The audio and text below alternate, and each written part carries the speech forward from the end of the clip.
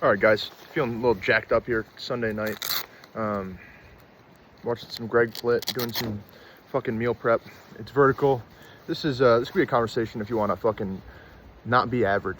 So if you're trying to be average and you're annoyed by the video quality, or you're annoyed it's a vertical video, fucking stop watching now. Okay. Had a few questions on Instagram that I put out there. Wanted to hear what people were thinking. One thing, how to fix your metabolism. What are the first few steps to do? And you know what? It got me thinking about just people who want to lose weight. You know, there's always people who are fucking watching all the different content. You know, they're watching 10 different people, 15 different. They're watching a doctor. They're watching a bodybuilder. They're watching whoever the fuck they're watching. They're listening to all these people, but what action do they take? Nothing. Maybe they'll stick with one thing for 2 days, another thing for 2 days, another thing for 2 days. Just pick something and listen, man. And listen and follow and watch it and do it. And stop just fucking trying to listen to every single person and trying to figure out all these different hacks. Just commit. Go a few weeks without eating some bullshit. Don't try to look at, let me try to figure out the fanciest recipe for this fucking bullshit pizza or this whatever or this fucking dessert. Stop with all that, man. If you want to really lose weight, if you want to really get healthy, I'm going to get this fucking beef tallow, but I'm still going to eat bullshit. I'm going to still put mayo in all my food. Stop doing that.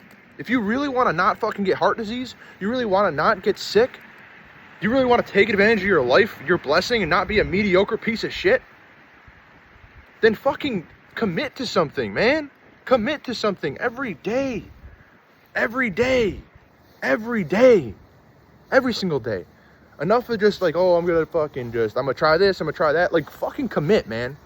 I worked with 100 plus people, right? And 80+% have killed it. And to some, maybe 90+% of people have killed it. And I don't even post most of them. But the people who don't, they do a week, they lose fucking 3 pounds. Another week, 3 pounds. They probably lose 10 pounds plus.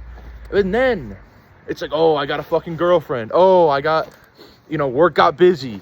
It's like, when do you think it's ever going to get easier to lose weight, right? I'm talking maybe 25-year-old men, 30-year-old men. You think it's going to get easier when you got kids? You think it's going to get easier when you're 40-year-old and you're going to your kids' games? You think it's going to get easier when you're trying to retire or you're trying to whatever? Who knows what the fuck you're trying to do? Do it now, man. So in this regard, if you want to lose weight, do it now. If you want to be an entrepreneur, take actions to do it now. Take action to do it now. Right? And believe in yourself and take the fucking leap. Like, I went to bed in 2025 many, many times where I thought I was done. I thought, I've got no energy, and I thought sometimes I wouldn't wake up because that's how sick I was. I would sometimes think I was going to fucking die. And I'm not saying this for a pity party. I'm just saying, so when I feel energy right now, right, on a Sunday night, and I've had over 10,000 steps, and I fucking read and meal prepped, and I still have enough energy to record a video, I'm going to fucking record a video. Because since I was 15, 16, even younger, I always wanted to just chase. There was something in me, right? And I don't need to share all that, but there's something in me, a vision of the future that I knew I could make happen. But if I settled, which I did in the past, if I settled either in relationships or fucking school or jobs, man, was I fucking depressed as shit. I mean, depressed as shit. Because I knew there was something deeper in me and I wasn't chasing it. And when you're not chasing that shit, man, when you're not really chasing some real goals, if you're just doing something because everyone thinks on the outside, Bobby, you're doing the right thing, keep doing it. And on the inside, Bobby's like, fuck, I don't want to do this. I don't even want to date this girl. I don't want to do this job. I don't want to study this thing. I don't want to go to this school. I don't want to live in this area. I don't want to drive this car. And you just keep doing that, and you just fucking keep slicing parts of yourself off of you, man. And eventually you got to burn that shit down. You got to burn that shit down. And sometimes I'll tell people kind of what I did the past few years before really like committing to this career, and I burned shit down straight up. Burn shit down. Fucking burn down relationship for many times or many years. Burn down jobs. Just pieced out. Left them. Because I knew I was in the wrong thing. And I knew it from the outside it looked like, you're on a good trajectory. You're doing the right thing, man. But no. That was not for me, and I knew it internally. And maybe on the outside I looked like a fucking loose cannon. But then on the inside I knew I had to go in that direction. And maybe I didn't know precisely what to do, but I had to just trust it. Go fucking coach college football or go firefight or do whatever. And go and move in that direction. And at least learn from other individuals. Some people who take the fucking leap. Take the bull by the horns. Actually live life. When you're living that boring ass mundane life and you wish you were living some other life and you're like, if I do well enough in this average ass boring life that I didn't want to live, then maybe I can finally do my dreams. from what I've seen, unless you fucking burn it down and really send it, and I'm dropping a lot of swear words, I'm sorry, but like that's how I feel right now. If you're not fully, and I'm not sorry, fuck it, and if you're not fully ready to just burn it down and really, if you're in a spot where you're not happy with your life, whether even if you're out of shape, like, yeah, I'm gonna just go eat. You know what, I'm 50 pounds overweight. I want to lose weight, but you know what, like, I'm gonna work with the trainer, and 2 weeks in, I'm gonna say I missed a workout because work got busy, and then I fucking didn't get my 10,000 steps or whatever the fuck. I didn't exercise for a couple days, and then I wanna have some bullshit food. Hey, can you fit this in my plan? No, motherfucker, no. Fucking eat good food. And you know what happens when you eat good food? You can eat more than you think. Try to overeat on fucking baked potatoes and cod and apples and orange juice and low-fat Greek yogurt and some honey. You're not gonna get fat, I'll tell you that. Fucking, you're not gonna get fat. Oh my gosh, I can eat way more than I thought. Oh wow, and then I slept well, and then I fucking woke up with a boner, and then I fucking felt strong today. I felt energy. But it all starts with your fucking mindset, man. If you don't believe in yourself, if you're not really pushing to take the leap, I can't help you. You know what? Like, I can't help you. Sometimes people ask me health advice, maybe friends, maybe family, and I know this motherfucker's not gonna listen to me. So I'll tell them, you know, I've been telling the same shit for years. You know, I gained it within that. They've been saying they lose weight for the past 10 years. I gained fucking 80 pounds. I lost 80 pounds. I got fucking lean. Resolved health issues, and you know what? In the meantime, just living the same mundane ass life. And it's like, and you know, it wasn't easy, and I'm not some superhero here, okay? But like, I'm just talking about personal experiences and what I've seen. And if you want to really make some changes, you got to really fucking make some changes. You got to clear the slate. You got to clear the slate. So, if you want to hear your metabolism, okay? Few initial steps. Stop eating polyunsaturated fats. That's a fucking big one. So stop eating processed bullshit. Stop eating stupid protein bars. Stop eating almond milk with all this crap in it. This oat milk with my coffee. And then for lunch, I'm gonna have this pre-made salad with this bullshit dressing and with this fake cheese. And then I'm gonna have a protein bar that has all these polyunsaturated fats. And then I'm gonna have a Subway sub that has polyunsaturated fat and mayo, and then this breading that's from GMO fucking chickens and fucking, you know, grain fed. If not plastic fed, if not who knows what the fuck you're eating, and then some shitty ass bread, and then for dinner, I'm gonna have maybe some Trader Joe's fucking Chinese chicken and some microwavable rice where I get microplastics straight in my fucking brain.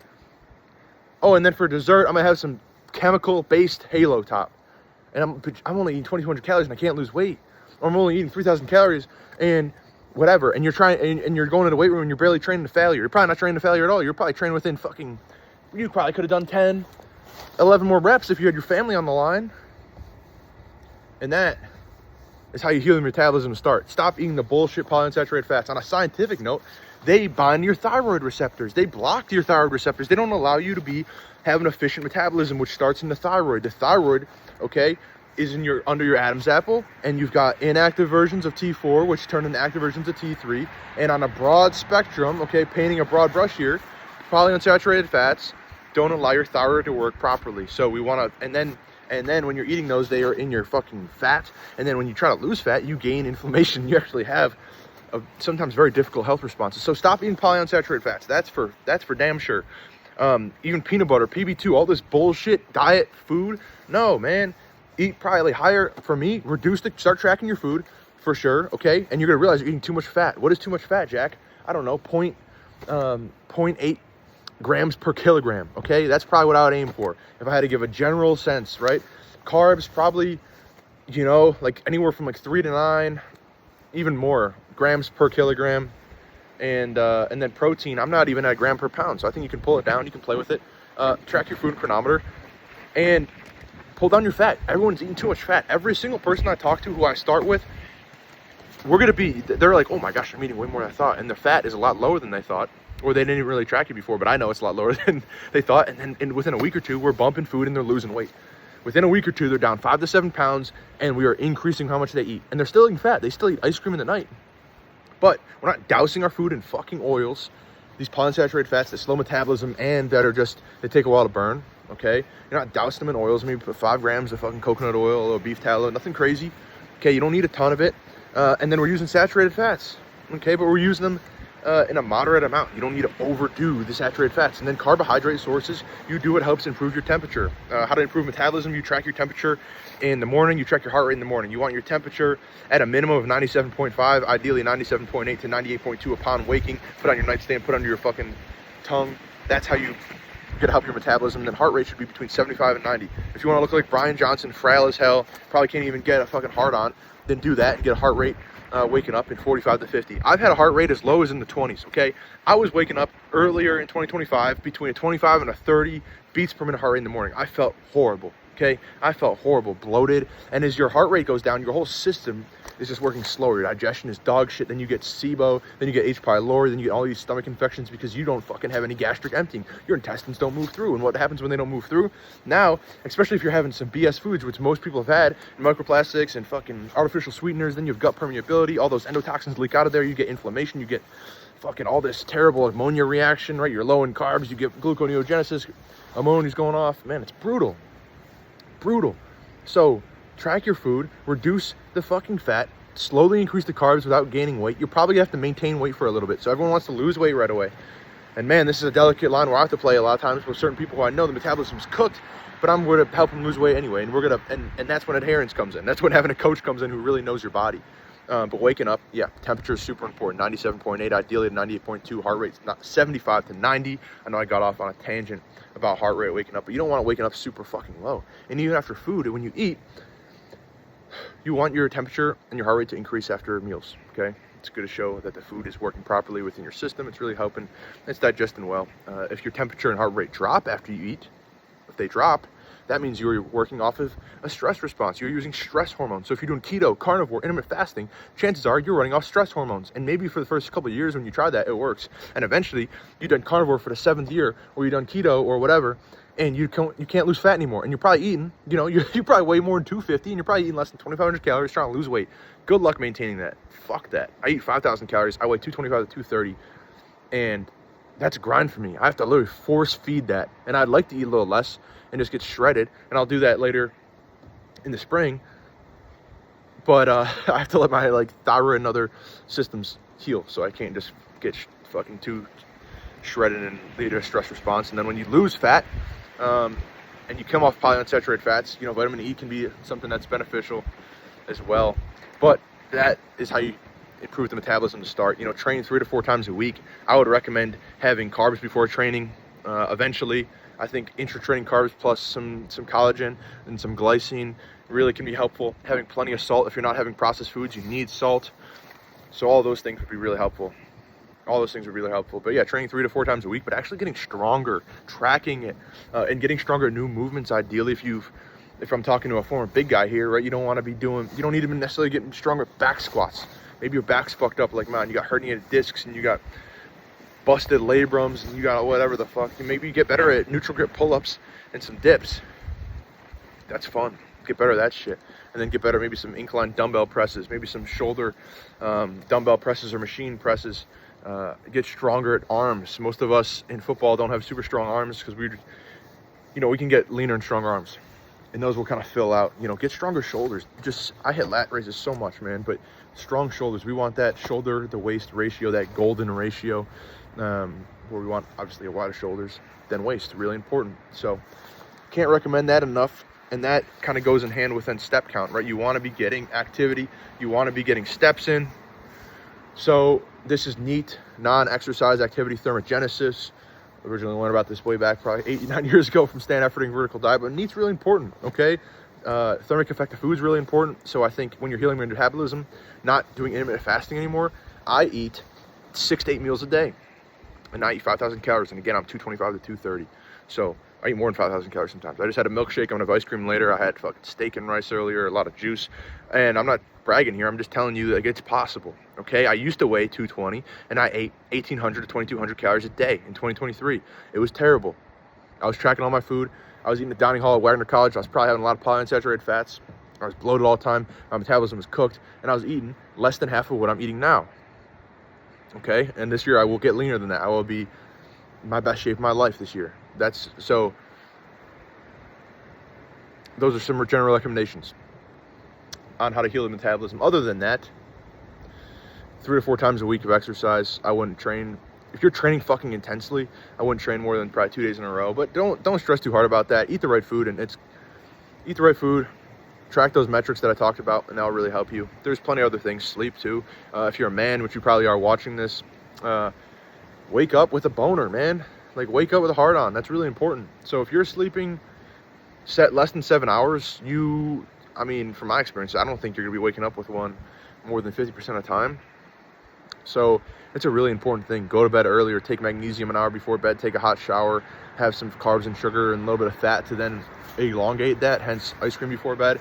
That fat with the carbohydrates prevents a stress response. When we have low carb in the middle of the evening and then our liver runs out of carbs, okay, there's a stress response. Cortisol and adrenaline spike when the liver runs out of carbs. This is what happens to everyone on fucking keto and carnivore. What happens then? Your adrenaline and your cortisol spike, and then it signals you, the human, to then break down your muscle tissue. We call that gluconeogenesis. We turn that muscle protein into carbohydrates, but throughout that process, ammonia is released, and that leads to inflammation, and that's just not an ideal or efficient process. If we talk about business, we want to be efficient. If we want to talk about how our body works, we want to be efficient. So that's really important too.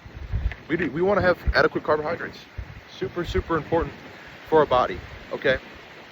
So that's a lot of the broad level overview, right? There's nuances for every single person that I've worked with, or even myself, right? Everyone's a little bit different. But those are some things that if you're trying to heal your metabolism, stop eating the bullshit. Stop eating the polyunsaturated fats. Stop doing all these diet fucking hacks, okay? Read some Ray Peat, read some Broda Barnes, read some Kate Deering, read some Danny Roddy, read some Stan Efferding. Don't have fucking fish oil, okay? there's a hot one. Don't have fish oil. That's bullshit. Or not, I don't know. Read into it. Look into it. Look into Ray Peat's article about fish oil in the industry and why it's being propagated upon the U.S. population and how cheap it really is. And the byproduct, it's a waste byproduct just like the seed oils. Okay, what do you know? The waste byproducts are told that they're really healthy for us. Look into mucopolysaccharides and why those actually create cancer, why those clog the heart vessels, why they clog the arteries, how vitamin K can help you with that. I could go on and on. This could turn into a client call, but those are some things, some broad level overview things. I'm trying to give you some fucking value to help you learn if you made it this far. I know it's vertical. Okay, another question I got, let me have a drink here, but another question I got was about distance running, and somebody here asked me about distance running, and I've ran some distances before. I have, not the fastest guy here, but I like challenging myself. And that's what this whole video is really about, is if you really want to become somebody better, you need to challenge yourself. You need to get uncomfortable. If you want to be a comfortable person, I don't know how much you're gonna fucking really do. And it you know, that depends, but I think you got to push yourself. So in that respect of running, I respect it, right? You're pushing yourself very hard. Now, is it a little bit of masochistic sometimes? Probably, honestly. You know, probably. I remember my friend Tyler was like, hey, why are you running so much every week? You're gonna get hurt. And at the time, I was like mentally just like had to let some shit out of me, right? I was burning my life down at the time. So I was running 40, 50, 60 miles a week. And man, eventually, yeah, it took a toll.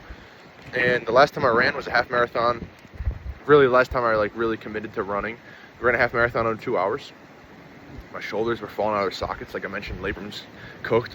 Both shoulders really arthritic already.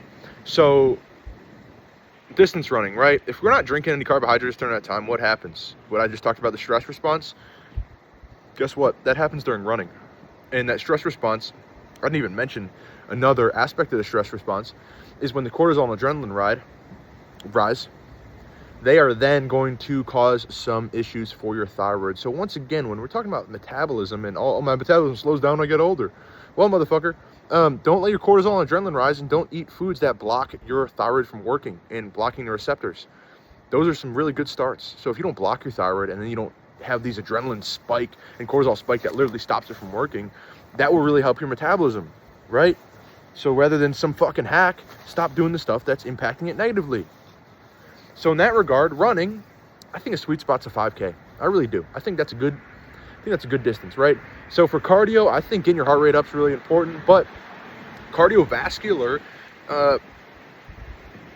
just running all the time distances, I do think there can be negative aspects for your heart. I'm not fully in depth on this. Like, this isn't the main thing I study, to be honest. I study more nutrition and muscle gain and things like that, and how to help people and how to really like, I'm a coach, okay? So I'm not a fucking scientist. I study scientists, I read scientific literature, but then I need to apply it, okay? It's not about knowledge, it is about application. So for me, I need to synthesize what I can learn and then help others apply that to their life. I'm not paid to spout facts. They can listen to Andrew Huberman. I am paid for results. I am paid, hey Jack, I need help losing 40 pounds in 6 months. Okay, we're gonna get that shit done. So that's the difference, okay? I am going to fucking get you from A to B, and I have studied the science and what I believe is applicable to you. And if somebody I don't think I could really help, or maybe their situation is too much for me or different than what I know, I refer out, okay? I'm happy doing that. I've done that plenty of times. I'm sorry, miss or mister, I don't think your scenario is going to work with what I do and my expertise. So I think X, Y, and Z could really help you out. You should go talk to them.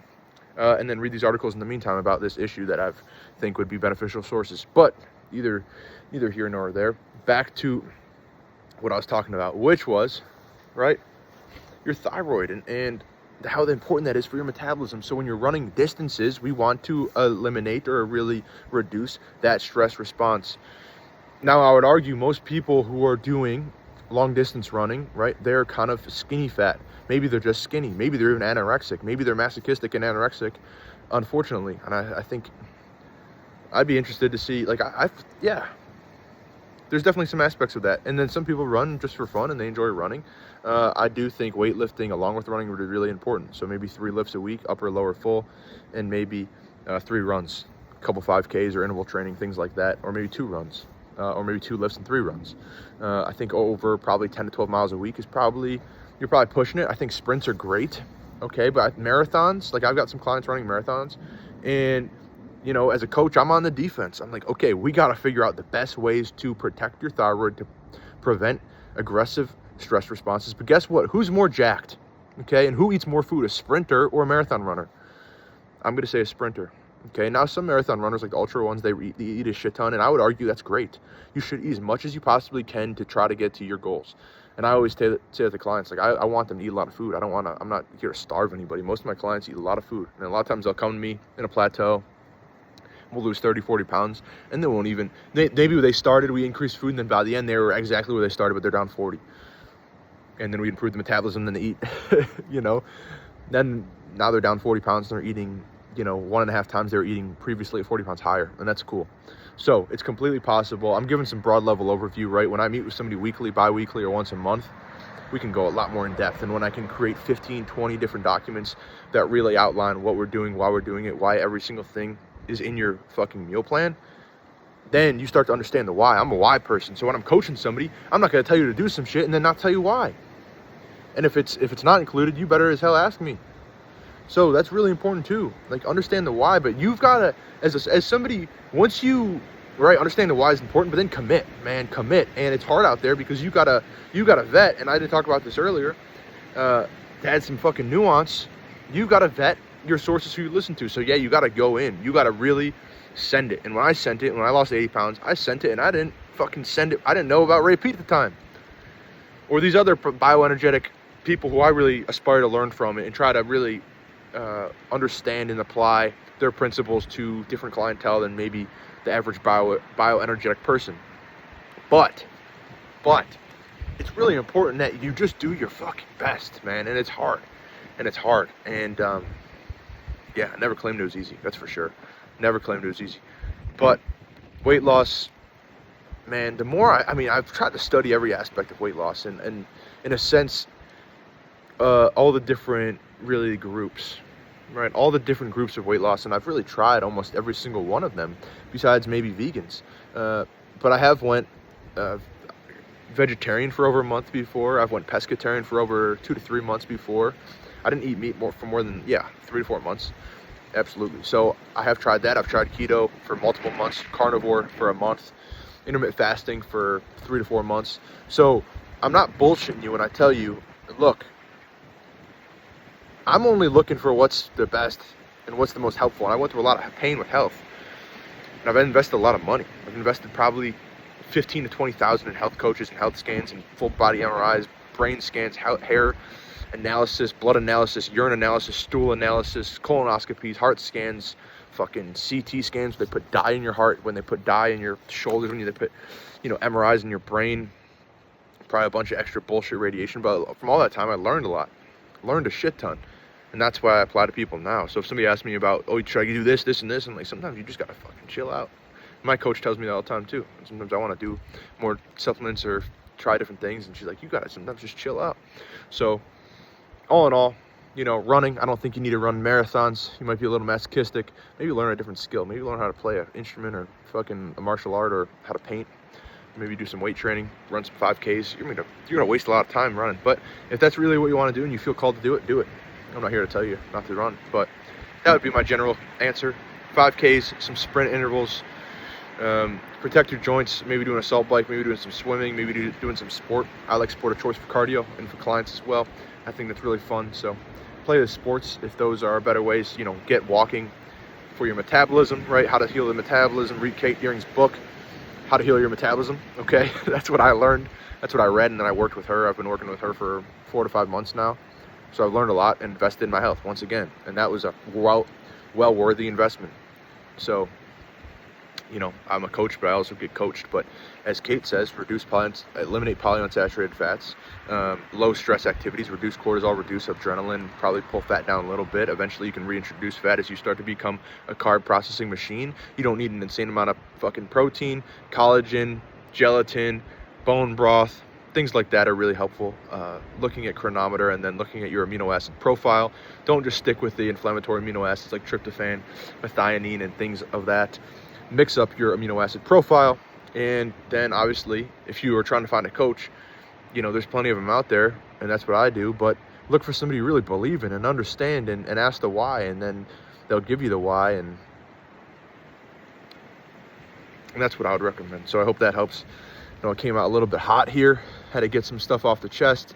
I know it's vertical. I know it's a pain in the ass if you're on YouTube. But I appreciate you listening either way. Have a great night. Fucking chase your dreams. Follow your intuition. And send it, man. And if you got to burn it down, don't blame me. But I only burnt it down when I stopped asking other people for advice. When I finally realized I have to do it. And when I knew it was inside of me. And if you ask somebody else and they tell you to burn it down, you're probably going to get pissed at them. So it's got to be within you. You got to be the one that makes a choice. It's all good and well to have advisors, mentors, fucking supporters. But at the end of the day, it's your life, and you're the one living it.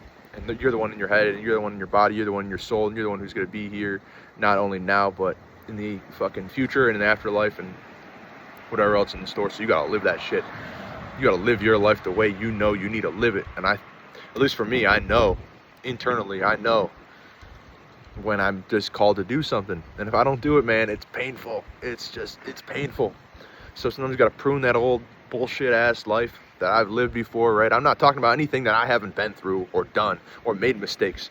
I'm not perfect. I made a fucking shit ton of mistakes here, but now that energy that hopefully you can fucking feel through the camera, feel through YouTube, that energy is because I'm being fully authentic with who I want to be, with who I've always wanted to be, and now I'm becoming that person. And it feels fucking good, man. It feels good. Like, it's just, I'm doing what I really am called to do, and I really love doing what I get to do every day. I'm extremely blessed and grateful, not only for the current moment, but I'm grateful for the future, which I already envision and I know is going to happen. I can feel it happening. And everything I've accomplished in my past, and maybe you're the same, I visualized it, I knew it, I could feel it, I could just fucking, it was so palpable. I wrote it down. So then when it finally happened,